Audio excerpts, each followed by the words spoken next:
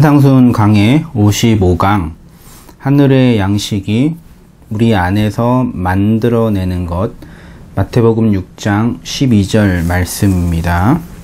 우리가 우리에게 죄 지은 자를 사하여 준 것 같이 우리 죄를 사하여 주시옵소서. 이 말씀을 중심으로 하늘의 양식, 그 에피우시오스가 그 양식을 먹은 성도의 모습 속에 어떠한 그 결과가 나타나는지 한번 말씀을 근거로 상고해 보도록 하겠습니다.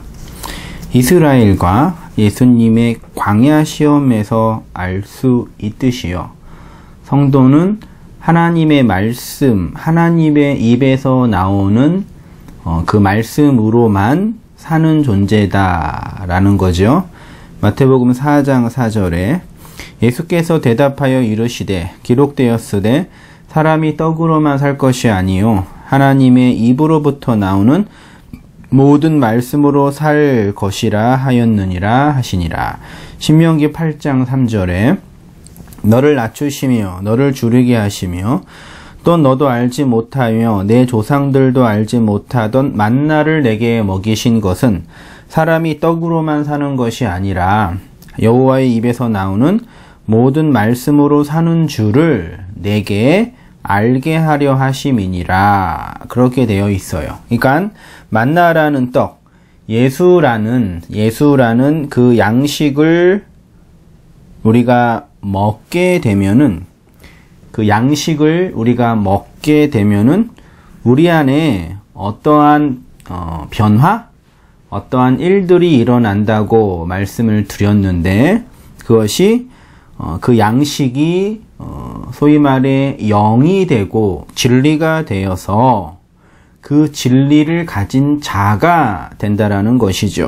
그것이 곧 하나님의 입에서 나오는 모든 말씀으로 살아가는 성도의 모습이라고 하였습니다. 그러니까 그리스도인이라는 말 자체가 뭐예요?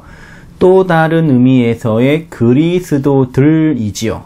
그리스도는 진리를 설명하는, 예수를 설명하는, 예수의 죽음과 부활과 성령 강림을 통해서 우리 안에 들어오신 하나님이니까 그 그리스도의 말, 진리의 말, 그리스도의 영을 가진 자가 곧 성도가 된다라는 얘기죠. 이렇게 내일의 양식 에피우시오스를 우리가 먹게 되면 우리는 그 양식으로 사는 자가 되는 겁니다. 그것은 사람이 떡으로만 사는 것이 아니라 하나님의 입에서 나오는 모든 말씀으로 산다라는 문장을 통해서 설명이 되었고, 그건 곧 오늘이라는 이 역사 속에, 이 코스모스의 세상 속에, 크로노스의 시간 속에 내일이라는 역사, 카이로스의 시간, 묵시라는 시간, 영원이라는 그 시간의 의미를 역사 안에서 깨닫고 알게 된다라는 얘기를 나누었던 거죠. 이렇게 우리가 내일의 양식으로 오신 예수님을 진리의 말씀으로 먹게 되면은 우리 안에 어떤 변화, 도덕적이고 윤리적인 변화가 아니라 소위 말해서 인식론적인 변화가 일어나는데, 그 변화의 핵심이 뭐라 그랬냐면 소위 말해서 선악 판단의 주체에서 이원론적인 사고에서 하나님 중심의 일원론적인 역사 이해를 가지게 된다라는 얘기예요. 그것이 성경에서는 어떻게 설명이 됐냐면 좌로나 우로나 치우치지 않는 삶, 우와 좌로 치우치지 않는 삶으로 설명이 된 거예요. 제가 원고에 몇 가지 우와 좌로 치우치지 않는 삶에 대해서 그 각주를 달았는데, 신명기 5장 32절에는 이런 말씀이 있습니다. 그런즉 너희 하나님 여호와께서 너희에게 명령하신 대로 너희가 삼가 행하여 좌로나 우로나 치우치지 말라. 구약성경의 신명기에 여호수아의 심지어 잠언에도 좌와 우로 우와 좌로 치우치지 말라는 표현이 많이 나와 있죠. 여호수아 1장 7절 우리가 잘 알고 있는 그 말씀이 있잖아요. 오직 강하고 극히 담대히 하여 나의 종 모세가 내게 명령한 그 율법을 다 지켜 행하고 우로나 좌로나 치우치지 말라. 그리하면 어디로 가든지 형통하리라. 형통할 수 있는, 형통하다가 히브리어로 톱으로 되어 있으니까 하나님의 창조의 목적, 하나님의 선이 이루어지기 위해서는 우와 좌로 치우치지 않는 삶을 살아야 된다라는 말씀이죠. 우리는 이 말씀을 양극단으로 치우치지 말고 가운데 중용을 택해야 된다라는 그런 윤리와 도덕적으로 본문을 이해하기가 십상인데, 그런 이해는 옳은 이해가 아니죠. 성경에서 우와 좌는 결국은 뭐냐? 선과 악의 문제죠. 무엇이 선이고 무엇이 악이냐? 선과 악을 판단하는 근거가 어디냐? 어디란 얘기예요? 보편 인간들에게는 나, 인간의 자아라는 얘기잖아요. 그런데 하나님의 말씀은 우와 좌를 치우치지 않게 한다라는 얘기죠. 그것이 형통이고 하나님의 선이죠. 쉽게 말하면 선악 판단의 주체, 선악 판단의 주권을 그 말씀에 의해서 내가 내려놓고 하나님이 모든 선악의 판단의 권위가 되신다라는 그러한 신앙의 고백인 것입니다. 잠언 4장 27절에도요. 좌로나 우로나 치우치지 말고 내 발을 악에서 떠나라. 이런 말씀이 있는 겁니다. 그러니까 선악과를 먹은 모든 인간의 인식론은 선과 악을 판단하는 주체가 자기 자신이 된다라는 얘기. 이게 인간의 죄의 가장 근본적이고 본질적인 것 중에 하나죠. 성경은 그것을 우와 좌로 치우친다고 표현을 해요. 하나님께서 선악과를 만드시고 생명나무를 만드셨잖아요. 선악과는 먹지 말라는 금령의 명령을 하셨고, 선악과를 먹어버린 인간을 향해서 생명나무를 먹지 못하도록 두루도는 화염검과 불칼과 천사로 그 생명나무의 길을 차단하시고 아담과 하와를 에덴에서 이제 내보내는 장면이 창세기에 나와 있잖아요. 그러니까 선악과도 결국은 뭐라는 얘기예요? 그 선과 그 악의 나무를 먹게 되면은 내가 선과 악을 판단하는 주체가 된 거죠. 네, 그런 얘기예요. 근데 선악과를 먹어야지만 무슨 나무가 보여요? 생명나무가 보이는 거죠. 학자들의 보편적인 견해는 생명나무가 무엇을 가리키냐? 예수 그리스도를 가리킨다고 보편적으로 지지하고 있는 입장들입니다. 그러니까 선악과는 먹지 말아야 할 도덕률이 아니라 선악과를 먹어야지만 생명나무가 보여지게 되는 거죠. 선악과는 생명나무에 이르는 과정이라는 얘기죠. 선악과는 죄, 그거는 악, 생명나무는 선, 이렇게 판단하는 것이 아니라 그 죄와 그 악이라는 과정을 통해서 하나님이 생명에 이르도록 그렇게 메커니즘, 세팅해 놓으신 것이 이 역사예요. 그래서 생명나무의 의미를 알고 그 생명나무의 가치를 안 자는 선악과를 먹은 사람이죠. 그런데 선악과를 먹었기 때문에 생명나무가 보이게 된 거잖아요. 그래서 선악과가 생명나무에 이른 과정이 되니까 이것이 나에게는 더 이상 죄와 악이 될 수가 없다라는 얘기죠. 오히려 선악과를 만드신 하나님께 감사를 드리게 되죠. 왜요? 그 선악과를 통해서, 선과 악을 통해서 진짜 생명, 유일한 근원인 그 생명나무가 뭔지 알게 되었으니까요. 이게 소위 말해서 일원론적인 역사관이라고 말씀드리고 싶어요. 그런데 기독교 신학, 2000년의 교회의 역사는 초대교회, 사도행전 2장 이후에 초대교회가 성령 강림을 통해서 이제 비로소 교회가 형성이 되잖아요. 구속사적인 관점에서는. 그러니까 사도행전 2장 이전까지는 언약사 측면에서 볼 때는 구약이라고 말할 수 있습니다. 사도행전 2장부터 성령이 강림할 때부터 영의 시대가, 이제 진리의 시대가 시작된 건데, 그 초대교회 원시 기독교 공동체의 소위 말해서 모태가 어디라고 할 수 있을까요?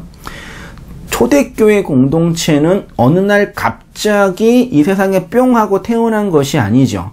물론 구약에 아브라함과 이삭과 야곱과 요셉과 12지파, 12족속 이스라엘 백성의 그 전통을 잇는 그 교회가 이제 초대교회 공동체라고 말할 수 있는데, 역사적으로 볼 때는 초대교회 공동체는 소위 말해서 유대교적 배경에 있었어요.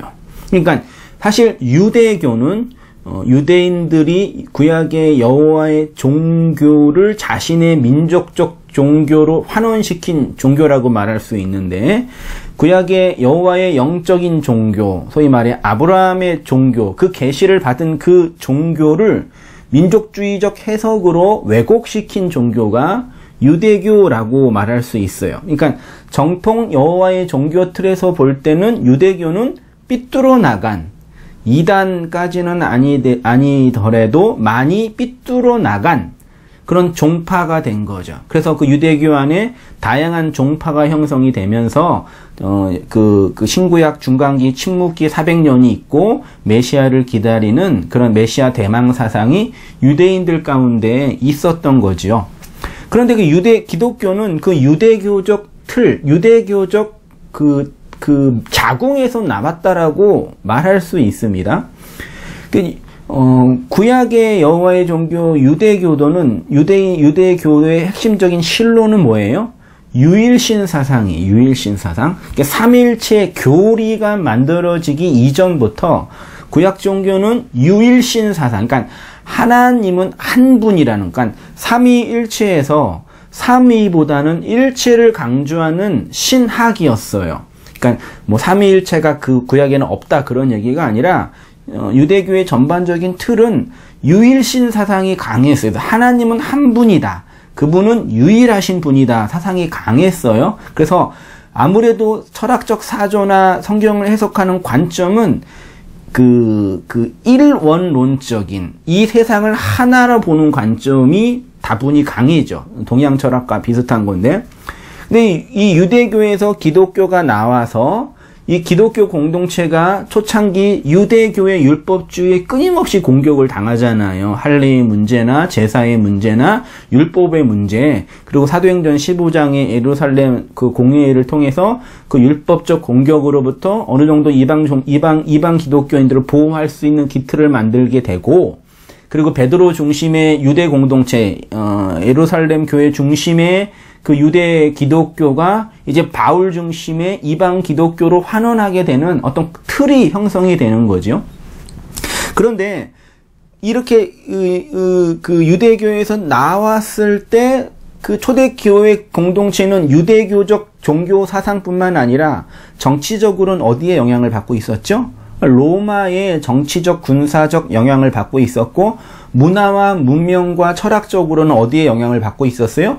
그리스 헬레니즘 문화에 영향을 받고 있었어요. 그러니까 필리샤프 같은 교회 역사 사가는 초대교회 공동체를 둘러싼 큰 세력이 그 유다이즘, 유대교의 일원론적인 유일신 사상과 그 율법과 제사 중심의 그 유대교와 거기에서 나왔죠.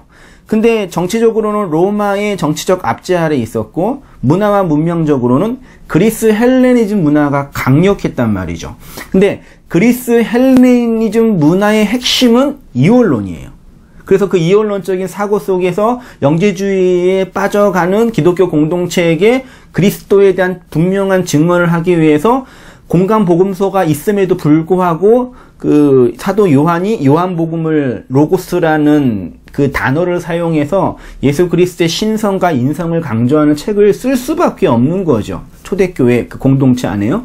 그래서 그 이후부터 초대교회 공동체 안에 이런 문화와 이교 문명이 교회 공동체 안에 들어와서 기독교 신앙을 형성하게 되는 거죠. 그래서 그때부터 아무래도 기독교 공동체의 철학 사전은 그 구약의 일원론적인 여호와 하나님의 일원론적인 유일신 사상의 종교보다는 그리스 헬레니즘의 철학의 틀을 가지고 소위 말해서 교리를 형성하게 되는 거죠. 그래서 뭐 이레니우스나 오리겐이나 터툴리안이나 클레멘트나 이런 초대교회 교부들의 어떤 신학적인 틀의 근거는 소위 말해서 그리스 헬레니즘의 이올론 사상이에요. 여러분 이올론이 뭐죠? 이올론이라는 거는 결국은 뭐냐면 선의 세계와 악의 세계가 있는데 이 선과 악이 이 역사 안에서 끊임없이 싸우는 거예요. 근데 선의 세계가 궁극적으로 악의 세계를 이기게 된다라는 사상이 이원론이에요. 이걸 그대로 이제 가지고 온 대표적인 기독교 사상가가 아우구스티누스인데 그분의 대표적인 책인 그 신국론, 소위 하나님의 도성이라는 얘기도 결국 그거예요. 그 당시 히포의 기독교 공동체가 반달족에 의해서 끊임없이 공격을 당해서 결국은 반달족의 이교 문명에 의해서 기독교 공동체가 이제 무너지는 그 역사적 절망의 현장을 보면서 어떻게 교회가 이교 문명에게 무참하게 무너지는지에 대한 질문 속에서 그 신국론이 나온 거죠. 이 역사에는 가인의 종교, 가인의 문명과 아벨의 문명이 있다. 하나님의 종교와 세상의 문명이 있다. 선과 악이 있는데 이 하나님의 교회, 이 선의 세계는 악에 의해서 끊임없이 공격을 당하지만 궁극적으로 교회가 이 역사에서 승리할 거다. 이런 틀을 가지고 역사의 문제와 신학의 문제를 해석해낸 거예요. 그렇게 해서 이제 기독교 공동체가 이 어떤 교리적 틀이 형성이 됐는데 이제 문제는 뭐냐면 이런 부분에서 선의 문제와 악의 문제, 그러니까 선은 하나님, 그럼 악은 뭐죠? 죄, 혹은 사탄, 혹은 마귀예요. 근데 이게 문제가 뭐냐면요. 신적인 존재인 하나님과 또 다른 신적인 존재인 마귀가 싸움의 대상이 될 수 있느냐라는 얘기입니다. 여러분 잘 들어보세요. 마귀는, 사탄은 하나님과 싸움의 대상이 돼요, 안 돼요? 걔네들은 소위 말해 피조물이죠. 예. 그 하나님이 사탄을 만들었다 그런 뜻은 아닌데 이 세상에 하나님만 존재했었고 그리고 아무것도 존재하지 않았다면 하나님이 이 세상을 만들었기 때문에 이 세상이 있는 거잖아요. 사탄과 마귀도 자기네 스스로 존재했던 그런 신의 존재가 아니라 그 피조물의 존재라는 얘기죠. 여기서 이제 뭐 재해 허용의 문제나 제약의 문제나 다양한 그 신학적인 논쟁이 있는데 지금 뭐 그런 거 논할 문제가 아니니까요. 이원론적인 사고를 보게 되면 선과 악이 항상 싸운단 말이에요. 사탄과 하나님이 항상 싸워요. 우리가 신앙생활을 하는데 우리가 주님을 더 많이 사랑하지 못하게 하고 더 많이 순종하지 못하게 하고 하나님을 더 많이 알지 못하게 하는 그 대적이 누구죠? 사탄이라 그러죠, 우리가요. 그러면 사탄이, 악마가, 마귀가 우리로 하여금 참된 신앙, 참된 하나님을 배우고 알지 못하도록 방해하고 있는 겁니까? 라고 물을 때 여러분은 어떻게 답하시겠어요? 보편적인 기독교 공동체는 이놈의 사탄이 우리의 죄와 악의 원흉이다라고 자꾸 사탄에게만 모든 죄를 전가해요. 근데 결론만 미리 말씀드리면 사탄은, 마귀는, 귀신들은 하나님과 싸울 수 있는 존재가 아닙니다. 맞죠? 걔네들은 하나님에 의해서 하나님의 주권과 허용 안에서 하나님이 사용하는 도구예요. 요게 이제 우리 신앙에 극복해야 할 어려운 부분 중에 하나죠. 결국 존재자, 유일한 근원자는 하나님 한 분뿐이 안 계시고 나머지 모든 피조물은 그 하나님에 의해서 만들어진 존재다라는 사상이 소위 말해서 일원론적인 사상이에요. 근데 여기에서 이제 어려움을 겪는 게 뭐냐? 그건 우리 인생의 죄의 문제와 우리 인생의 악의 문제와 인간의 고통의 문제와 혹은 상처의 문제와 도저히 풀 수 없는 고난의 문제들의 원흉, 근거가 뭐죠? 결국은 사탄이 아니라 하나님의 섭리와 하나님의 주권 안에서 허락된 거다라는 얘기죠. 이 이야기를 깊이 있게 서사시로 고민한 성경이 욥기예요. 여러분, 욥기에서 사탄이 욥의 재산과 부인과 자녀들을 죽이게 만들었나요? 하나님은 욥을 지키는 분이고 사탄은 욥을 방해하는 존재고 우리 그렇게 이해하는데 그런 이해는 절대 이원론적인 사고입니다. 성경은 그렇게 이해하면 이거 안 됩니다. 하나님이 누구인지 모르는 모양새가 됩니다. 많은 그 논쟁이 필요한데 쉽게 결론만 이렇게 정리를 해볼게요. 어쨌든 이렇게 이원론은 두 세계가 끊임없이 투쟁해요. 신과 물질, 정신과 물질, 육체와 영혼, 선과 악, 빛과 어두움 끊임없이 투쟁하죠. 대표적인 이원론의 종교가 조로아스터교라고 하는데 그들의 교리는 이렇습니다. 한번 들어보세요. 물질 세상은 선한 원리 또는 빛의 원리인 아우라 마즈다라는 존재와 이게 선한 원리래요. 악의 원리 또는 어둠의 원리인 앙그라 마이뉴가 서로 싸운대요. 기독교식으로 하면 하나님, 사탄, 선과 악이 대립하여 끊임없이 싸우는데 궁극적으로 이 전쟁의 결과는 빛의 원리인 아우라 마즈다가 어둠의 원리인 앙그라 마이뉴를 이겨서 완전한 빛의 왕국이 세워진다. 그게 그런 역사관을 가지고 있는 거죠.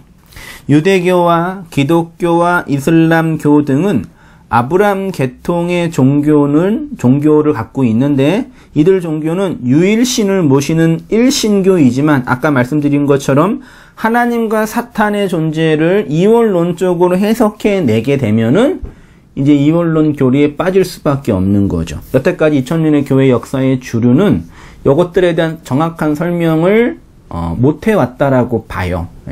정확하게 설명하기가 어려웠죠. 오히려 사탄이 하나님을 대적하고 사탄이 우리의 신앙을 방해하고 사탄이 우리를 죄짓게 한다. 이런 식의 구도가 더 강하게 이루어지고 있는데 그런 것들을 우리가 극복해야 한다는 얘기입니다.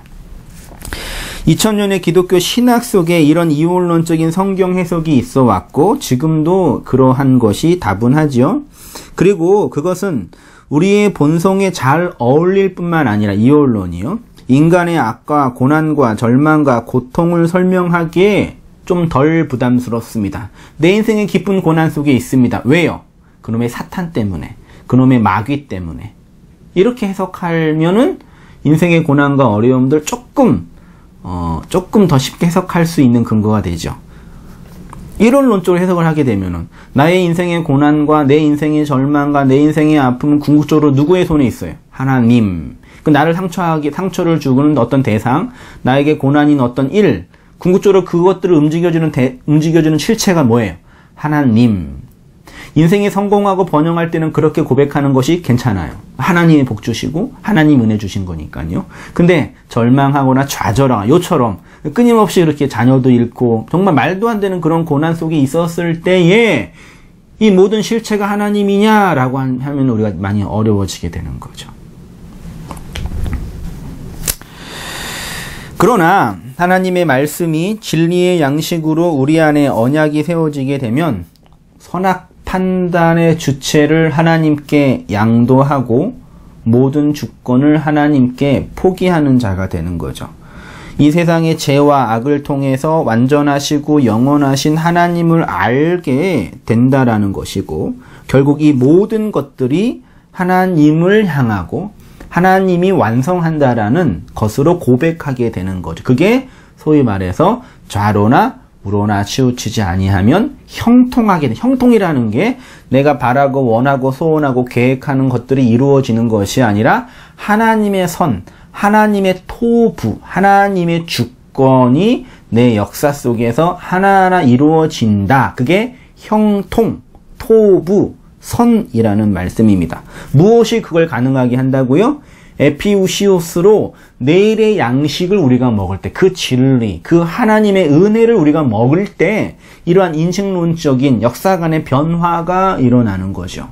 그래서 나에게 상처를 주고 나에게 눈물을 줬던 그런 과거의 이야기들을 이제 복음과 진리를 안 사람 입장에서는 그것들을 해석해내는 힘이 있으니까 그것들을 진정으로 용납하고 용서할 수 있는 자가 되는 것입니다. 그것이 바로 이제 하늘 양식이 주는 힘이 용서의 삶을 산다라는 얘기입니다. 두 번째로 우리 안에서 하늘의 양식이 행하는 일이 용서입니다. 그것이 바로 12절에서 설명하는 우리가 우리에게 죄 지은 자를 사하여 주는 용서의 삶입니다. 근데 용서라는 단어가 헬라어 원문에는 뭘로 돼 있냐면 소위 말해서 오페일레테스로 되어 있어요. 한글 성경에는 그들의 죄를, 이웃의 죄를 용서해 주세요라고 했는데, 그게 이제 오페일레테스, 오페일레마로서 도덕적, 윤리적인 죄가 아니라 소위 말해 빚을 갚다, 채무자, 채무변제, 그런 단어로 사용이 됐어요. 그러니까 죄라는, 신약 성경에서 죄라는 단어는 거의 대부분 하마르티아로 되어 있어요. 거의 대부분요. 근데 오늘 마태복음 6장 주기도문의 본문에는 하마르티아가 아니라 오페일레테스로 되어 있다라는 것이 시사하는 바가 매우 큽니다.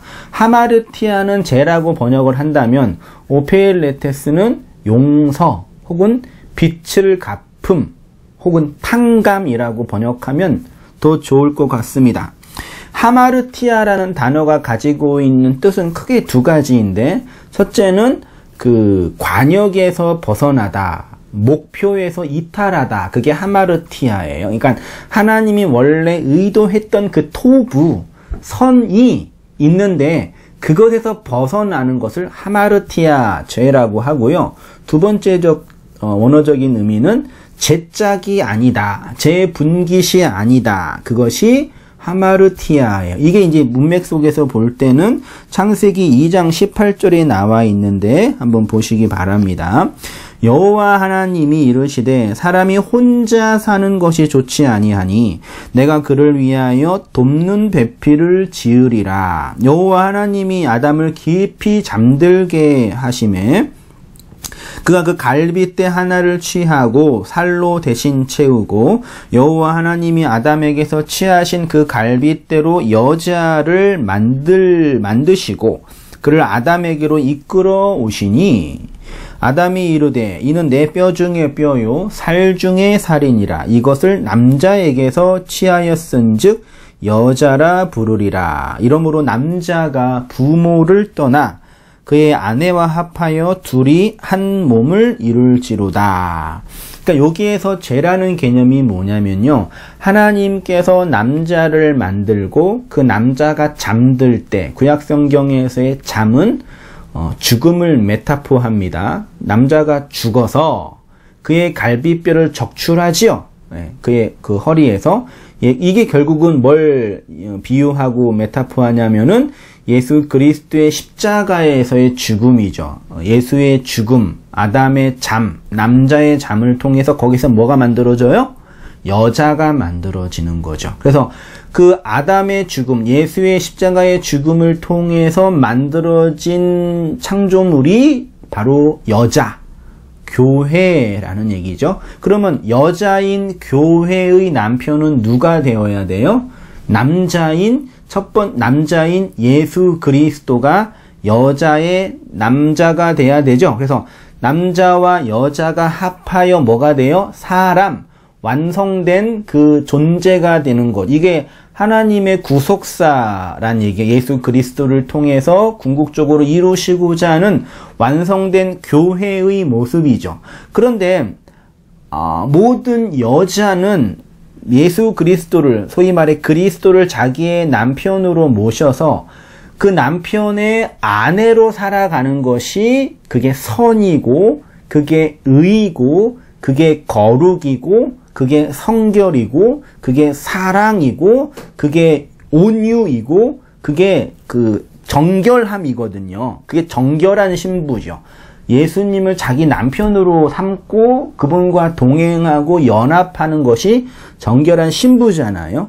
근데 예수, 은혜를 자기 남편으로 모시지 않고 첫 번째 아담인 율법을 자기 남편으로 모셔요. 그러면 원래 여자의 제짝은 은혜로 오신 그리스도인데 아직 그리스도가 누군지 모르는 그 여자는 율법의 그 남자를 자기 남편으로 모시고 살잖아요. 성경은 그것을 하마르티아, 제짝이 아니다, 죄다라고 정죄해요. 그것이 예수님께서 산상수훈에서 말씀하신 살인하는 거고, 왜냐하면 율법이 자기 남편이니까 계속 율법의 요구에 따라서 희생제사를 드려야 되니까 그게 살인의 개념이고, 그리고 그것이 간음이죠. 그래서 음녀가 되는 거고, 간음한 여자가 되는 거고, 그것이 거짓 증거고, 그것이 도둑질이고, 그것이 탐욕이라는 얘기죠. 성경은 죄를 이렇게 설명을 하는 거죠.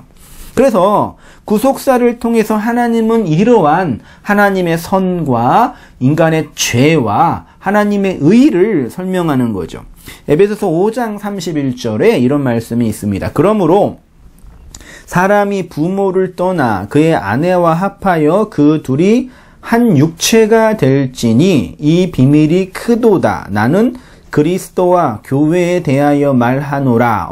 대부분의 사람들은 에베소서 3장, 4장 이후에는 이제 교리적인 측면이 아니라 윤리적인 측면을 말씀하신다고 하면서 인간관계, 사업주와의 관계, 그 다음에 부모 관계, 그 다음에 남편 관계, 부부 관계, 그거 얘기하는데, 물론 그런 얘기가 있지만, 결국 성경 본문은 오늘 사도 바울은 분명히 얘기해요. 남녀 부부관계를 얘기해 놓고 나는 지금 뭘 말하는지 알아? 그리스도와 교회에 관한 이야기를 하고 있어. 인간에 관한 이야기가 아니라요. 그리스도와 예수 그리스도가 아니라 그리스도입니다. 그리스도와 교회에 관한 이야기를 하고 있는 거야. 그러니까 여자가 진짜 거룩하고 성결하고 깨끗하기 위해서는 자기가 예쁘게 치장하고 예쁘게 화장하는 게 아니라 남편을 누구로 모시느냐에 의해서 그 여자의 정결함과 깨끗함이 결정되는 거예요. 율법을 자기 남편으로 모시면 그 여자가 아무리 예쁘게 화장을 하고 좋은 옷을 입어도 그 여자는 음녀라고 하는 거예요. 음란한 여인이에요. 그래서 야고보서에 가면은 가늠한 여자들이요 계속 말하는 게 교회 안에 가늠한 여자가 있다는 얘기가 아니라 원래 너희의 남편은 그리스도 그 예수인데 그리스도가 너희의 진정한 남편이어야 되는데 너희들은 여전히 율법을 너희의 남편으로 모시고 있으니 너희는 가늠한 여자들이야 라고 야고보가 비난하는 거죠. 그래서 구약 성경에 읽다 보면은 여자로 죽는 것, 처녀로 죽는 것을 되게 부정적으로 보는 거죠. 그 이야기가 사사기 11장 37절에 있는데 한번 본문만 확인해 보겠습니다. 또 그의 아버지에게 이르되 이 일만 내게 허락하사 나를 2달만 버려두소서. 내가 내 여자친구들과 산에 가서 나의 처녀로 죽음을 인하여 애곡하겠나이다. 처녀로 남편을 얻지 못하고 죽는 것을 애곡할 이유라. 그러니까 남편이 없는 여자는 애곡하는 거예요. 오늘날 결혼의 문제가 아니라 이 역사 속 성도의 모습이란 얘기죠. 이 역사에서 태어난 모든 인간들은 다 처녀이죠. 처녀는 누구를 만나야 되죠? 그렇죠. 남편을 만나야 되죠. 그런데 그 남편 짝이 은혜라는 예수 그리스도여야 되는데 그 율법으로 오면은 그게 제 짝이 아니다. 그게 하마르티아, 죄라는 얘기입니다. 그런데 오늘 본문에는 하마르티아, 우리가 우리에게 죄 지은 자를 사하여 준 것 같이 할 때 그 죄는 하마르티아의 죄가 아니라 오페일레테스의 죄예요. 오페일레테스는 아직 뭐라 그랬어요? 빚을 갚음, 채무자, 채무 변제, 마땅히 해야 할 의무를 하지 않는 것. 그것을 오페일레테스라고 합니다. 그리스도를 만나지 못한 역사 속 모든 인간은 아직 은혜의 남편을 만나지 못한 처녀입니다. 마찬가지로 모든 인간은 하나님께 갚아야 할 뭐가 있어요? 빚이 있습니다. 그게 오페일레테스입니다. 그래서 그 빚을 갚지 않고 그 의무를 행하지 않으면 죄가 됩니다. 그러면 그것이 무엇을 의미하는지 오페일레테스가 사용된 본문을 통해서 잠깐 보겠습니다. 로마서 1장 13절. 형제들아 내가 여러 번 너희에게 가고자 한 것을 너희가 모르기를 원하지 아니하노니 이는 너희 중에서도 다른 이방인 중에서와 같이 열매를 맺게 하려 함이로되 지금까지 길이 막혔도다. 헬라인이나 야만인이나 지혜 있는 자나 어리석은 자에게 다 내가 빚진 자라. 이게 오페일레테스, 죄라고 번역된 오페일레테스인데 바울은 빚으로 설명하고 있습니다. 그러므로 나는 할 수 있는 대로 로마에 있는 너희에게도 복음 전하기를 원하노라. 여기 빚진 자가 오페일레테스입니다. 바울 자신이 이방인에게 빚을 졌다고 하는데 다른 말로 하면 자신이 죄인이라는 얘기죠. 바울이 진 빚은 뭐예요? 그 진 빚이 뭐예요? 그들에게 복음을 전해야 할 내용인 거죠. 곧 그 말은 복음을 전하는 자로 살아가는 것, 그것이 빚을 갚는 삶을 산다라는 말씀입니다. 로마서 8장 12절. 그러므로 형제들아 우리가 빚진 자로 돼 오페일레테스 육신에게 져서 육신대로 살 것이 아니요 너희가 육신대로 살면 반드시 죽을 것이로되 영으로서 몸의 행실을 죽이면 살리니. 이렇게 성도가 진 빚은 복음의 빚입니다. 은혜의 빚입니다. 그래서 그 양식을 진리의 말씀으로 받은 자는 자신이 하나님의 은혜에 의해서 빚을 진 자라는 것을 자각하게 되지요. 그래서 하나님이 준 그 은혜, 그 양식은 나를 과시하고 나를 주장하고 나를 증명하는데 사용하지 못하게 되는 거죠. 그러니까 소위 말해서 은혜를 받았고 신적인 능력을 받았다고 하는 사람들이 그것으로 자기를 과시하고 자기를 증명한다면은 그 사람이 받은 그 신적인 은혜는 잘못된 거다라고 말할 수 있습니다. 그것이 바로 오늘 본문에 나와 있는 것, 여기 로마서에 나와 있는 것처럼 영으로서 몸의 행실을 죽이는 삶이라고 되어 있죠. 마지막 거 읽으면서 마치겠습니다. 인간이 자신의 육체에서 자신의 역사 속에서 자신 안에서 만들어내는 것을 하나님께 갚으면 그거 자체가 죽는 것이죠. 하나님이 인정하는 것은 인간 안에는 없기 때문입니다. 이 역사 속에서 아무리 아름답게 화려하게 만들어도 하나님은 그것을 쓰레기 취급하시죠. 하나님이 받으시는 것은 하늘의 것뿐이 없죠. 그래서 하나님은 누구만 받아요? 예수만 받게 됩니다. 하나님이 주시는 것을 드려야지 하나님이 받으신다라는 말씀입니다. 내 것을 내 육체가 만들어내는 것을 드리면 하나님을 맛보는 거죠. 그러니까 내가 하나님께 드려야 할 것이 있는데요. 근데 내가 내 것을 가지고 내 욕망과 내 에너지를 가지고 만들어내는 것은 다 육체의 일이죠. 그것을 하나님께 드리면 그게 죄고 하나님이 혐오하는 거예요. 그러니까 우리가 하나님께 드려야 할 것은 하나님이 주신 것을 드려야 되는 거죠. 그래서 그것을 빚이라고 굳이 설명을 하는 겁니다. 근데 오늘날은 이러한 복음적인 이해보다는 나의 종교적인 열심, 인간의 어떤 몸의 행실, 종교적인 모양으로 나오는 여러 가지 정치적인 거, 그리고 뭐 어떤 그 철학적인 내용으로 설명하려고 하는 겁니다. 그것이 바로 육신대로 살면 죽을 것이로되 영으로서 몸의 행실을 죽이면 산다라는 표현이죠. 결국 그것이 빚을 갚는 삶으로 나아가야 된다라는 말씀입니다. 오늘은 여기까지 하고요. 다음번에 이어서 말씀